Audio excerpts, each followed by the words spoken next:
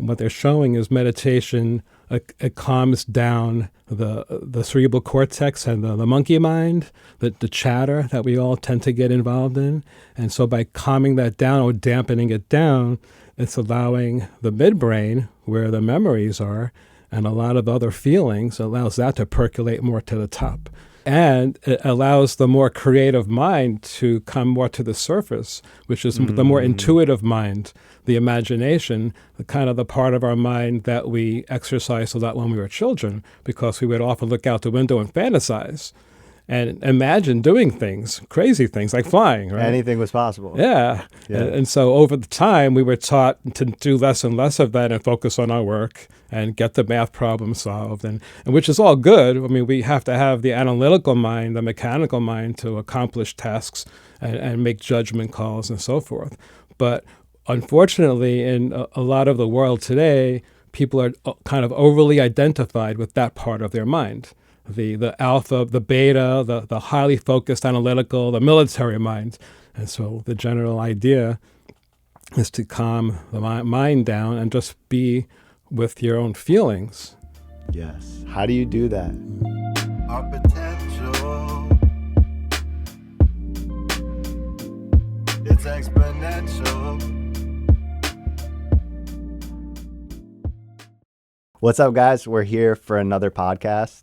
I have my good friend Neil here, and I'm excited to just share his story and his wisdom. Welcome, Neil. Hey, thanks for having me. Of course, man. Yeah. And we were just talking about this before, but like basically what we want to get into today. You're so knowledgeable and wise, and I love to just chat with you. So I'm excited to share with our audience. Yeah. We want to get into meditation. What is meditate? How do you meditate, and what is meditation to you? Well, thanks, Jack. I mean, I appreciate your kind comments. And, I started meditating over 40 years ago, and I was 21 at the time. And so I was meditating, and I was writing my dreams down every day. So generally, you do want to sit up in an erect position. If you lay down, you're more likely to sleep. So if you're sitting up, hands folded in your lap, and just close your eyes, and you can hum. You can just focus on your breath, observing your inhalation and exhalation very quietly and slowly. Or you can actually actively chant a mantra. And mantra has been taught for thousands of years in many Eastern traditions. And so that's actually more of a mental device to calm down the monkeys in the mind in order to get into that quiet, no mind state, that state of Zen, which I think I'm seeing a lot in sports and art and gardening, which is your pet peeve. So we'll definitely talk about that. It's so true. Yeah, I've spent a lot of time in the woods, Neil, and it's definitely, it just totally brings you to that meditative state, like you're living in it. It's really wild. But tell me about, because this is so interesting. Neil grew up, if you want to just share a little bit about it, in the Catskills, where I went to boarding school. We have so many interesting connections. I was at boarding school. That's true. I remember we talked about that. You were up near Livingston Manor somewhere. Yeah. And I grew up in up there. Monticello's the big buzzword, but a lot of people will relate to as Monticello, which is where the big Borscht-Belt hotels were, the Concord and the Gross Singers, where Muhammad Ali and Will Chamberlain practiced at the Kutchers back in the 70s. So there was a lot of big names connected to the Catskills in the Borscht Belt back in those days, in the 60s and 70s. Ago. Yeah. And so I grew up there in the 60s. I was my dad was a school teacher, and I was in the country, and it was a very small town of a few thousand people, and everybody knew who you were, and we had our garden. And we went blueberry picking and a little fishing and hiking and camping and everything else out there in nature. So that's where, for me, the spark of curiosity really kind of emerged, especially looking at the stars at night. Yeah, up in the Catskills. Yeah, the stars were amazing. So back then, I mean, I would see all these different constellations and point them out and understand them a little bit and just recognize that the universe was so vast that I couldn't wrap my head around that. And it was in that feeling of not being able to put my head around it, it was like it drove me to a state of awe and more of a spiritual feeling. right? Because I feel that so much in nature, right? Like it's so much bigger than us. It's so powerful. It's so beyond us. It like you feel so, and then you feel so powerful at the same time, like in yourself. There's like a paradox, you know. It's so we are so little in this vast universe, but Well, we there's- also feel so powerful, like taking it on. You know? Well, then the astronaut effect, I just read about that recently. All these astronauts who were able to see the Earth from space, so many of them had this experience of awe and something that never happened to them in their entire life. And they got to have this different vantage point of the world, our place in it, the universe at large, and so forth. So I think you can have that experience at any point in time. It might take a trauma, an illness, a loss, or you can find it in nature or through meditation. So there's no one way to kind of capture Right. the awe of what I would call the awe of spirit, or the song of creation, which is the word universe, universe, meaning one song, right? Beautiful. And so I talk about that in my book. Yeah, I remember we talk about this. So go into that universe, one song. One song. How beautiful is that? Right. Well, that concept's taught in a lot of different places. In like scripture, it's taught in the Vedas, it's taught in Buddhism, about kind of connecting to this one sound of creation, and by chanting and trying to align ourselves with that vibration, with that rhythm. And so the whole idea of like chanting out loud or quietly to yourself is to try to attune yourself like an instrument, like a tuning fork, to the sound of the universe, the sound of creation, the highest octave of love, if you will. And so this octave of love, which has many shapes and sizes, you know, and I'm sure everybody has their opinions out there about what love is or what love isn't, and, you know, so Right. you can't really describe it. It's like people who have near-death experiences, they go through the same thing. They're in a state of awe. It's hard to describe. They use the words like love and other calming, soothing words, angels, and all the religious kind of terms that we grew up with. Peacefulness. But all of those words are culturally taught. So we all have our cultural filters of how to describe this experience of awe, you know, or oneness, or ecstasy, or whatever words you want to ascribe to it. But you'll never know until you prove it to yourself. So you can read about it all day and all night. You can pray all day, but until you actually have your own personal experience with it, then you're just a seeker. You're not the knower. You just have faith, rather than actually knowing for yourself what's true. And so what is true? Yeah. The truth, right? What is that? Right. Well, In your people, book. yeah, people debate that for thousands of years. All Yes, these philosophers, right. right? They debate the truth. What is the truth? We're seeking the truth. We talk about that. We're truth seekers. Right. And in your book, it's so funny, by the way, shout out Awakening Vibration. I don't know if you want me to show it, but Sure. it's amazing. And I was looking at it today for inspiration, and it's so funny, the first chapter, like, who are we really? Who are we? Like, we are out here without even an idea of like, who are we? Like, can you talk about that a little bit? Absolutely. Yeah. So interesting. So who are we? So what I learned was to always identify with myself as soul, or a spiritual spark of God. Okay. I mean, God, everybody kind of gets the word God, even though it's more, to me, it's more the universe, you know, the one song. And we're a spark of God. We're a spark of that somehow. Or I guess you can say we're like a receiver for this vibration, this light and sound vibration that we can receive inwardly and outwardly. So we can see it with our physical eyes and hear it, but we can also hear it inwardly.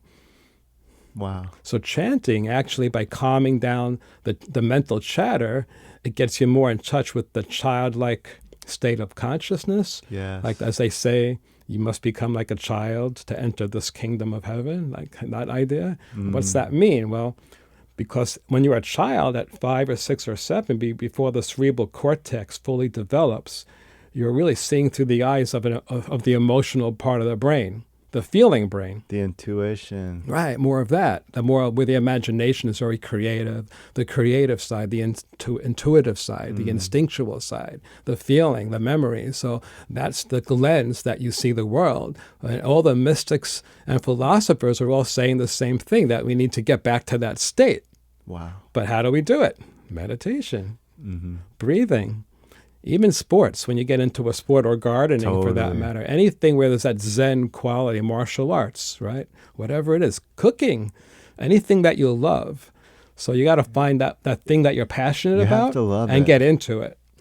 Yeah, because it's so interesting. Like chanting is so powerful. That's so cool. You bring that up. And music, like I love that stuff. I was doing some of that this weekend around a fire, and it was so nourishing and fulfilling. Like, how can I do more of that? And that's like, boom, the work week comes.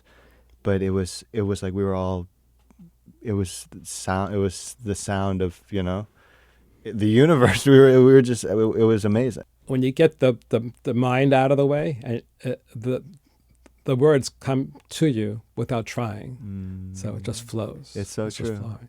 And like improvisation, like whether it's through music or art, it's the same way. Gardening. Mm-hmm. And even like you're so funny. You play pickleball, right, Neil? Right. Every day, like, and that's real time. Like I played a lot of ping pong growing up, and tennis. That's real, in the moment. That's what I love about basketball. It's you make decisions in real time based on what's going on. I found no mind. ever since I was a kid playing sports, I loved it all: baseball, stickball, everything. Mm-hmm. And pickleball is no exception. That when you really get into it, you get into a zone where you're not thinking, you're just reacting instinctively. And a lot of books have been written about that, like Zen and the Art of Motorcycle Maintenance, and Zen and the Art of Tennis. So yeah, it's been going on for a while, and in the literature, it's been out there. But again, it's like people tend to be too distracted by all the drama around us, which is the test that we all have to go through in some shape or form. Yeah. And so yeah, sooner or later, though, the call of soul will come to everybody. The call of soul, and people will nudge themselves, either through one means or another. Right. Usually, like you said, it could be trauma. It could be It could be some anything. beautiful mentor. It could be, yeah. It's just really what it is a breakthrough for people, whatever the experience is, whether it's a loss, an illness, a change of job. What is that? What is that? Right? Like, what is happening there? Well, realizing reality isn't what it's like. Change of perception. Well, I believe we create our entire reality unconsciously. Yeah. For sure. Yeah, we don't understand it. It's hard to explain it, but again, it follows quantum physics quite well. That when in quantum physics circles, you talk about a particle of light, and when there's not an observer, it just behaves like a particle. But when there is an observer, it changes. It behaves like a wave. So that, to me, is the classic illustration of how light vibration becomes physical in our physical world. It crystallizes, and so very cool. Yeah. So Neil, you have a garden. You have a nature space. Tell me about how that has been important to you in your world day to day. Well, I grew up around a lot of nature. I used to go hiking into the woods all the time, and just climbing rock walls, and there was waterfalls and streams, and beautiful. I got to see all the moss and the fungus we were talking about, and all these huge mushrooms growing out of logs. And I thought it was all really very colorful. And then I did a lot of paint by numbers as a little kid, and model cars and painting my model rockets. I was really kind of into these little hobbies. Living in a country, there weren't too many distractions except being outside in nature or being inside doing something, a hobby like building models or whatever, or painting or music, whatever it was. You could lock in on that little project. We can, especially in the winter months, So we did a lot. It was a lot of fun things to do, like skiing and hiking and camping and snowshoeing and everything, snowmobiles, and it was pretty far out. And all the bungalow colonies in the summer. So yeah, there were blueberry patches. So all of that kind of like it fed my consciousness. And so when I moved to Florida, of course, my wife and I are pretty much on the same wavelength with that. Mm-hmm. And you have old trees now, like jackfruit's producing. A lot of trees, 3 mango trees, jackfruit, lychee. I can't remember. Well, Something like 40 different trees. Some are more herbal, some are cinnamon trees, and things 40 like trees. That. 40 total. Yeah, we have a peach tree and a loquat tree. Yeah, you're right. Avocados, two avocados, a dwarf avocado. Now we're grafting the avocado and having different varieties of avocado on one tree. I saw that. Yeah, Cool. yeah. So you have a buddy coming and grafting on your tree? Yeah, I'm learning how to. It's very hard to do because out of the 8 grafts, like one took. So Oh, man, yeah, it it's not happens. easy. And he was supposed to be an expert. That's amazing. it's hard. You keep trying and gardening, man. Yeah. That's it. And also a lot of the ground cover, kind of experimenting with the feng shui, bringing in some little temple, little thing, like cute little things and making it pretty and everything. Yeah, it's cool. Because you're not on a bit, like, you don't have a huge lot. It's amazing how much you're doing with it. Yeah. Well, we got we're at the end of a cul-de-sac, so the long driveway gave us this extra land to kind of play with. So yeah. I love that. Yeah. Cool. And your bamboo is Oh, beautiful. Yeah. I Oh, gotta mention. 50-foot black bamboo and yellow bamboo and a few other bamboos. Amazing. Yeah, it's been a lot of fun. A lot of wildlife, owls, birds, and the damn blackbirds. Yeah. They're the nastiest. Yeah, the they'll blue eat the blue birds. jays. The blue jays. They're the Yeah. nasty ones. Yeah. Yeah, But the rest of that's them all- are great. All the birds, all the cardinals they're are all beautiful. great. Oh, the turtles come around sometimes. They're all great. You see everything eventually. Yeah. The owl. Wow. The owl Yeah. is We saw an special. owl and its baby right in our mango tree, right there. I got a good picture of it on my website. On my gallery, there's a picture of the owl. It's a screech owl. Amazing. Yeah, Little guy. pretty cool. Possums, raccoons, you name it. So yeah, I'm used to that. I grew up with raccoons Yeah. and rattlesnakes. Oh yeah, I had plenty of experiences with snakes growing up as a kid in the woods, of course.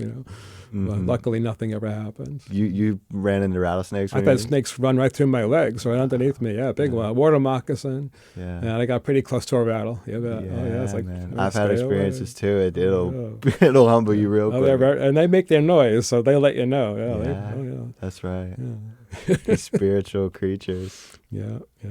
So it was Yeah. really quite a great childhood. I was very fortunate for that. Mm. It didn't come without its issues and problems like anybody else. We all have our resistances in life. I mean, we chose that somehow. So yeah. You believe that we chose this life? Well, there's a teaching out there called Life Between Life Therapy, and Michael Newton wrote about half a dozen books on it. And the classic that he wrote, the first one, was Journey of Souls. And so in it, he puts his patients into a deep state of hypnosis. It's more like a trance, kind of what Edgar Cayce used to go into many years ago when he was like the sleeping prophet. One of the first psychics of American history was Edgar Cayce.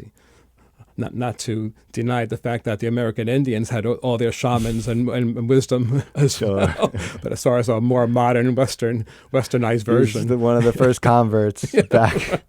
Yeah. Yeah, so that's a whole nother discussion about Sure. culture. But what was he known for? What did he teach? Casey went into a trance for a few hours. He got the name of a person and their date of birth, and when described to them how to heal themselves. So he did it mostly for healing, but he made a lot of other predictions as well. And it's kind of old news, and maybe it got overutilized for sales. Who knows? But and there's a lot of mediums and psychics out there. Yeah. And I don't really buy into that too much. I think it's a trap. Actually, another mental trap to keep you distracted from going to the temple within, right, where all your answers that you will ever need are within. Yeah. So you think you're talking about like the guru phenomenon of like, is that what you mean? It gets it gets crazy. It can, and no matter how good the teaching is. There's plenty of great teachings out there, and all over the world. Yeah. But the problem is people over-identify with the teacher and don't realize that the teacher's within. The true inner teacher is within all of us, right? And that's the God spark. That's the sound current. The Shab, the Holy Spirit, whatever you want to call it. This who we really are, which is a spiritual being. That's our true nature. It's unlimited, and imaginative, creative, and very curious too. Yeah, totally. Right? We already like know the answers. Like you said, the teacher's within. It's so funny when we think if we just tune in, we already know the answers. And that goes back to meditation. Why meditate? Because it helps you get these answers to a lot of problems. Yeah. And what's life but a series of problems that we have to solve over and over again? Right. Totally. My friend just told me, meditation is just narrowing your focus. He was just telling me that, just making it, and that's what it is. It's tuning in. It's like getting rid of the distractions. But, oh man, that's so powerful. It is. It's actually sharpening your brain waves in a way that you get more of the theta and low alpha brainwave. And that brainwave is synonymous with dream sleep. And so it's allowing that intuitive dreaming brain to come up to the surface. It signals, it's chemical reactions. So as you dampen the analytical mind, the military mind, that the chatter and the monkeys of the mind allows the true instincts and the true knowledge and the wisdom to come through. Wow, and different waves are actually coming through. Whatever you're ready for, and whatever your kind of whatever your focus is, whatever your passion is. And it could be something as simple as raising a child, which isn't simple. I had to raise a daughter who's now in college, but so it's not simple. Or cooking, or whatever you choose to do. It's like putting your love into everything you do fully, and that's really living, to me, a virtuous life. Beautiful. Yeah, Neil, you live it. I was looking at this stuff. It's just so beautiful. We're calling this Abundant Souls. This is episode 4, but we're just now releasing it, and it's just like crystallizing, like how people who are just divine masculine and feminines are just showing up in this world every day. And Neil, I just want to acknowledge you because you're just an amazing soul. Thanks, Jack. Yeah, I love you too, man. Yeah, I love you. Yeah. Well, Neil, let's get into more about you. You're so kind with sharing your wisdom. What we don't have to go into careers or anything like that, but I know you're getting into painting now. Like you're so multifaceted. Tell me more about yourself. Well, that's a long story. I'll try to keep it brief. I started as I took drafting with my father in high school, so that kind of encouraged me to check out architecture and architectural graphics. But I was very young. I was 17. I was probably smoking too much pot at the time, so I wasn't really ready to make a real commitment at that time in my life. So, but shortly thereafter, I got into healthcare, and I was really interested in Chinese medicine and Ayurvedic medicine and nutrition and every other alternative healing you could find. And back then, there was no internet, so we got everything through magazines. East West Journal, New Age Journal, and magazines is how you were learning about Chinese medicine. Yeah, all these... that way initially. So I would have to write letters to the schools to figure out if it was a good fit for me. So I traveled out west twice. I lived in New Mexico for a year and in California for half a year just to figure all that out. And that's where you're introduced to Ram Dass and all this cool Ram Dass came even before that. Yeah, I was 18 when I read Ram Dass's book, Be Here Now. That was pretty amazing. Wow. That was really the ignition that started me on a spiritual search, was reading that one book, Be Here Now by Ram Dass. And that book literally fell off the shelf right in front of me and nobody was around. Wow. Yeah, I was like, whoa, what's this weird purple book look like, right? The purple book with the brown pages, right? Yeah. And I was like, what is this weird book? So it was like, it really kind of caught my eye. That book is trippy. Yeah. It was like a waking dream. Where was that? Yeah. Where was that? Oh, that was a bookstore in New York, yeah. That's incredible. Wow. Yeah, so that so book you were in Cali. So I'm sorry I cut you off. You were in Arizona or New Mexico, then Cali. Right, a half a year in California. I checked out both Chinese medicine school. I was really curious. I was really serious about trying to figure out what career path would be the best fit for me. So I was still seeking quite a bit. And then the physical therapy career kind of lit up for me because I felt like it gave me some legitimacy in the allopathic community. Cool. And so I did that. And then as a physical therapist, I was called to go back out west again, where I got introduced to the electroacuscope. So I wrote a whole book about that, the Whispering Currents book. Wow. And that describes the history of the acuscope and myopulse starting back in the late 70s. And it's a very interesting story where one of the chief inventors of biofeedback equipment in the 70s, Anthony Nebrensky, who's still alive today, he's probably about 80, maybe a little younger, and he's out in California. He's still inventing. He's an electronic genius. And so when I got my first acuscope, it was a loaner. And when I was doing home care rounds in New Mexico, I had a dream about it. And in the dream, I actually went into the acuscope and was traveling down the circuit pathways. And that sounds kind of crazy. Wow. So I know. No, that's amazing. But that's because I've been writing my dreams down for such a long time. I started having these prophetic dreams. Of course, meditating helps that too. It's allowing all this unconscious material to bubble to the surface. And oftentimes it comes through the dream state. So I was writing my dreams down and the acuscope really lit up. Wow. And I was getting great results on my patients. Amazing. And So so the acuscope, so you're healing people through like frequency, like you're tuning into that and you're realigning it. Explain Right. that. Well, it's basically two computers in one. Like one is the feedback, the biofeedback, which is taking the information from the surface of your skin, and it's feeding it into a computer to analyze, and then a corrective current is sent back into the body, and generally to return any pathological signal back to normal. So it's steering the body autonomically through the autonomic nervous system. Wow. Back to the normal resting state at the cell level. And you're recalibrating your cells.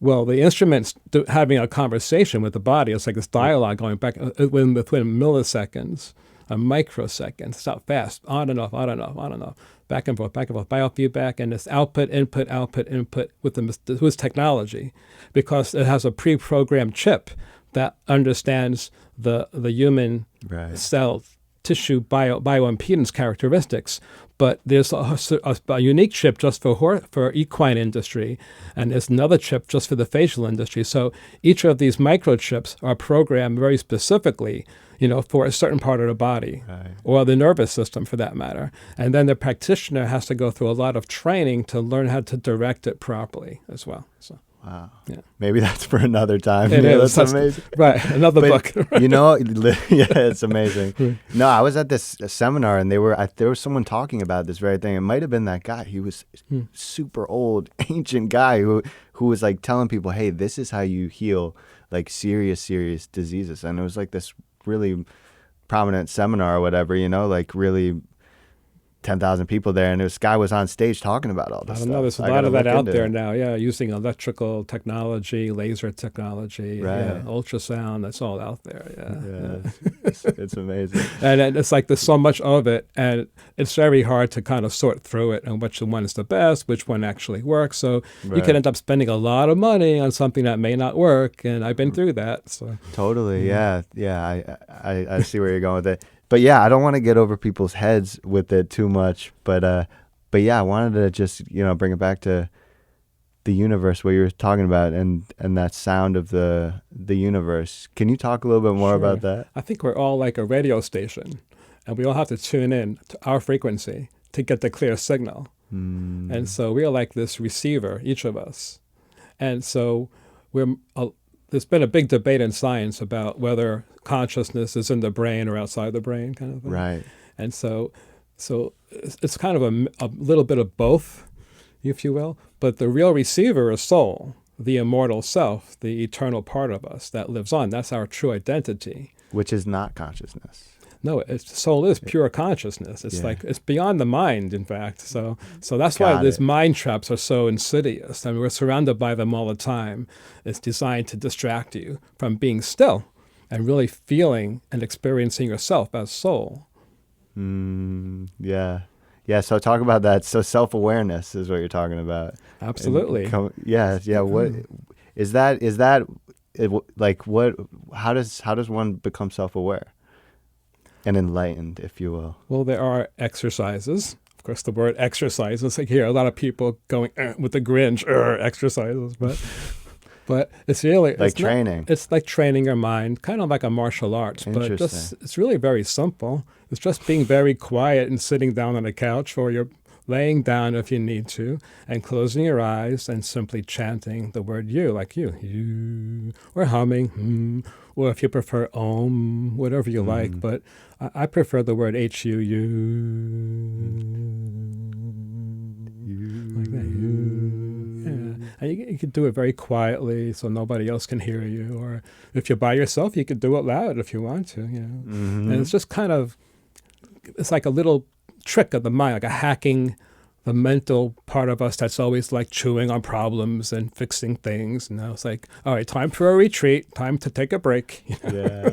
We can't rationalize all day long. We lose our minds. Yeah, it's true. It's so important to just be, right? And I feel, absolutely. It's hard for me to do, but it's good. This is a good reminder. It wasn't meant to be easy. So the challenge, a task for all of us is to really make it a priority and make it a part of your life, just like exercise or just like eating or brushing your teeth. And so little by little, you can integrate that into the entire routine of your life. That's more like the middle path. You're not like going into an ashram to stay all day. Yes. No, do it. Start with 5 minutes or 10 minutes and work your way up to 20 minutes. And then you'll start to see real results because it works. And it's been proven. It's been proven at Harvard through biofeedback labs. Wow. Yeah, it's been proven over and over again. Through the health studies have proven through biofeedback that it's good for your heart. You'll live longer. Joe Dispenza talks everything. about it. Yeah. You sync. It's wild. Yeah. And you can feel it. Like if you're doing it in a room full of people too, you feel it. I think. Yeah. Yeah, it's powerful, chanting. I mean, look, all the ancient tribes, they all probably chanted because that's all they knew. There was no distractions. They had to hunt and feed. And look, it wasn't easy. And I believe we've all been there. I believe in reincarnation. Yeah, wow. And I believe we've had multiple opportunities to take a try at life in different shapes and forms of human beings. And I feel that way too. Yeah, What do you think it is? We have to like deal with our karma to the point where we're ready for our soul to, Christ conscious or whatever. What is that? I believe that soul is truly a very courageous being, and that it keeps coming back into the drama of life because it knows that it can benefit from it, that there's a real benefit in this classroom of life. And so whatever predicament you find yourself in, the question to ask is, what can I learn from this? What can I learn from this? And with that question, if you get quiet enough, the answer trickles up, or the solution to your problem does trickle to the surface sooner or later, but you have to, be mindful and pay attention to it a little bit. If you're always distracting yourself, you'll never know. You have to learn from it. That's a good lesson. You have to, because the more you don't, and I've done this in my life, not pay attention to the lessons to be learned, and you're gonna learn one way or another. All around, every day. And it's the humility of the lessons and the humbleness that we get from failure and from embarrassment. And all those lessons are designed to teach us how to be more loving, how to really love better, how to open your heart so that love, that receiver, that universe, that one song could come through you into whatever area of life you care about, I love it. Learn how to be more loving. That's what we're doing, learning how to be more loving. Yeah, it sounds kind of passé, but I mean, when you feel it, man. I know exactly what you mean. So we might have lost a little bit of the visuals. It's all good. We're having fun. Yeah. Neil, let's get right into it. We have limited time. What about your experiences with psychedelics? Right. Plant medicine. Plant medicine. Or entheogens, as they're called. Yeah, the word psychedelic is, that's a Greek word for can you remember what it means? I can't remember. Right. Like pharmacy is it's one. It's like really too, opening well. up your mind, really. Yeah, and to me, psychedelics are kind of like the other side of the coin of meditation. And I'm sure, and there's been proof anthropologically that shamans have had psychedelics around their neck thousands or 50 to 60,000 years ago. So it's been out there for a long time. I feel that way, man. It opens you right up. It gets you right there. We were talking about that. Well, I think what happened in the 60s when they brought the magic mushrooms to this country and other things is that unfortunately it kind of dribbled into the whole culture in a way that was too fast, too soon, too quick, and it exploded and it got into the hands of the wrong people and criminals and children and the politics behind it. It was a big mess. So totally, the consciousness just wasn't ready for it. Really, that's what happened was, yeah. Yeah, I mean, I grew up with it not taught to me the way I've learned how it is, to respect these plants. Very much the sacred sacrament, to do it with the right environment, with the right mindset and everything, and to know how to dosage properly. And that's where a lot of people go wrong. And you always hear about people taking too much, when they, too much of anything, really. Right. Anything. It's so interesting. It's like the same lessons over. Like, we're really children out here. It's so interesting. Side note real quick, I'll do a garden for someone, or they'll have kids, or there'll be a school, and the teacher, the parent, or someone might say, can we eat this? We could eat everything. And it's so interesting. We have no gauge that we can't eat everything, like some plants are for pollinators, or so. It's just learning from scratch. Right. Well, but it's good to treat all plants with respect. How does it?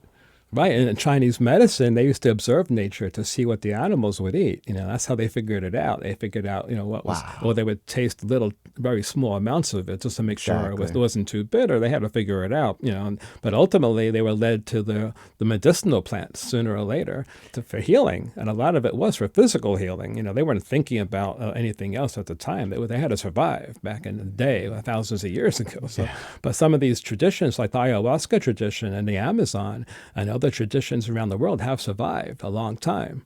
Yeah. And so now it's coming out into modern culture. It's kind of gone viral on social media. It's all over the place. And they're now training therapists in psychedelic medicine. Right. Which is wild. Yeah. Yeah, it definitely is becoming mainstream. It is interesting. Very much. The MDMA, which is known in the street as ecstasy, now they're about to approve it next year for trauma. Anybody with trauma. And shit, we all had trauma. Yeah. And it makes me think, yeah, man. And there's a reason our ancestors were doing it. They were, it was definitely syncing their brain back up. It's really wild, because my journey with it as well. Because it's first of all, mushrooms aren't even a plant; it's a fungus. It's like it's its own world in itself, Yeah, and you feel it. And I wanted to just mention a lot of, like, that's so interesting. The Chinese medicine, they observed what animals ate to figure these things out. I think, like, I've heard stories too, and a lot of these plants, like, call us, I think about even just like food, like put psychedelics away for a second, like yucca, these amazing plants that, like, we have such a deep connection with that we don't, maybe have lost a lot of that connection in our society. Yucca is this plant you start from cutting, and then you think about it, there's not like seeds or anything. Like, who has the first cutting? It's like someone. The great mystery of the egg, the chicken or the egg. Yeah. It's a fascinating story. My friend told me that one Agriculture, time. Yeah. It blows my mind. Like, Well, you've traveled the world. You've seen quite a bit with the agricultural, culture out there in Europe and Hawaii too, right? And I lived in Hawaii. I lived there for 8 years in Hawaii. We grew everything. We grew bananas and papayas, and we were really into it. Talk about that, man. Yeah, the Kona side, right? Kona, yeah. Yeah. Yeah, I had my office in Kona for 8 years. Amazing. It was a great experience. And I still have a lot of friends there, and I love them. I love them dearly, I bet. That island's powerful, Oh, my God, yeah. Talk The about- volcano is all still rumbling again, Mauna Loa is rumbling, and Kona's kind of crazy, busy, and expensive like everything else out there. It's become commercialized. Everything, yeah. The whole world has, really, I man, know. to be honest. But yeah, no, Kona's a special place. For anyone who doesn't know, we're talking about the Big Island in Hawaii. And just the newest land of, there is. Well, yeah, there's lava. Yeah, people are building houses on lava rocks. It's amazing. Yeah, it's really something. Yeah. I had a great experience there. We grew a lot. We grew papayas from seed, bananas, of course, and what else? Did you have coffee trees? Actually, my wife had coffee. She was really into coffee, and she grew a whole bunch of other stuff too. She had her own like little special haven way out in Puna, way out at the far end of Hawaii. Wood Valley is called Wood Valley. It was really far out. So yeah, I helped her get it ready for sale as we got together and had our daughter out there, and then moved back to the mainland to be close to family. So okay. Yeah. And you came to Jupiter. Yeah, ultimately Jupiter. My family is in South Florida too, so this was the most logical spot for us because this had the better schools, and that was our priority. So beautiful. Yeah. Manifested it right away. Did. Yeah, it just happened. It was weird. It just things fall into place sometimes, miraculously, and that's like the waking dream. Yeah. As you become more aware, life becomes like a dream. And your dreams at night become real. When you go to sleep, and when you're traveling in other worlds, you wake up remembering that sometimes, and it's like, wow, that was an amazing journey. And I feel you. The waking dream. Our souls are courageous. Well, yeah, you asked me that question earlier about why the people come back again and again and again. Like we believe in reincarnation. Like why do they do that? Because they're courageous enough to know that life is a gift, and the gift isn't a giving, but to experience life in any capacity is a gift for soul, and soul knows that. So your true self knows that being here is the greatest blessing. It's so true. Even The no life matter how is a hard, and it gift. gets really hard sometimes. Trust me, it does. Yeah, right? yeah. But the gift is in the giving. I love that. Gift is in the giving. It's all for Zoe. It's all for. It's all. Yes. But it's receiving and giving. It's like when you Yes. giving is receiving. So it's like this flow of love has to be coming out through it, go through you and out to others, and whatever kind of talent or capacity works for you. Neil, I love you. Is there anything else you'd like to say to the world? Well, we covered a lot of ground today, and I think it was deep enough, don't you think? Yeah, I do too. I could talk forever with you. I know. man. There's It's always amazing. more to talk about. So yeah, maybe next time. Yeah, sounds great. I would love that. You bet. Where can people find out about your stuff, learn more about any of this? You know? soulvisionscapes.com. Yeah, my website, my gallery. Has my Perfect. books are on there, soulvisionscapes.com. Yeah. Awesome. Thank you, Neil. You bet. All right, brother. Yeah. Cover some ground there. Wow. Neil, that was awesome. Wow, man. Portal. Wow. What planet did we just come from? Yeah, right? It gets deep. Yeah, so you're a good satsang student for sure. Oh, cool, man. Yeah, you're definitely Thanks. on that wavelength. Yeah. Trying to find the right people You're- for that. It's not, everybody's different, you know. Everybody's in a different place. Yeah. It's like this octaves of love. It's like as many as octaves as there are people on a planet. I think. Wow. Yeah, we're all in a different. We all have a unique brain and a unique state of consciousness. Like we're a unique painting that's our own. Totally. So that to me, we're probably on That's some so kind of weird beautiful. mic thing now. Right? With the mic. That's so, oh my goodness. This is a clip right here. That's so good. Fun stuff. Yeah, I love talking about stuff like that. Yeah. Philosophizing. Oh my God. Yeah, it's my favorite. Philosophy was my favorite course ever in I college. loved It was my favorite I ever. took this amazing course in Yeah. philosophy. It blew my mind. Yeah. And then this professor other guys took are us thinking out about it. on a journey to a past life regression analysis. There were like 6 of us out of this class that went with him. And so the PhD student was having this experiment with regression, and we were all there, man. I was doing biofeedback. I volunteered for a biofeedback. This is back in like 1980. Yeah, Wow. it was a long time ago. So yeah, it was far out stuff going on. So yeah, I had like I woke up in this regression, like a hypnosis, where I had 2 lifetime reviews, like recalls. And in one of them, this big neon light lit up, like it was like 1850, and I was a female, right? And I was riding a horse. I knew where I was and everything. I knew the name of my relatives. And then when I snapped out of the whole thing, I was asking, did anybody see a neon light? And 2 other people says, yeah, we saw a fucking neon light. No way. I swear to God, it was the trippiest thing. So little experiences like that kept driving my curiosity. It's like, what's next? What else is there? And then I started reading Paul Twitchell books.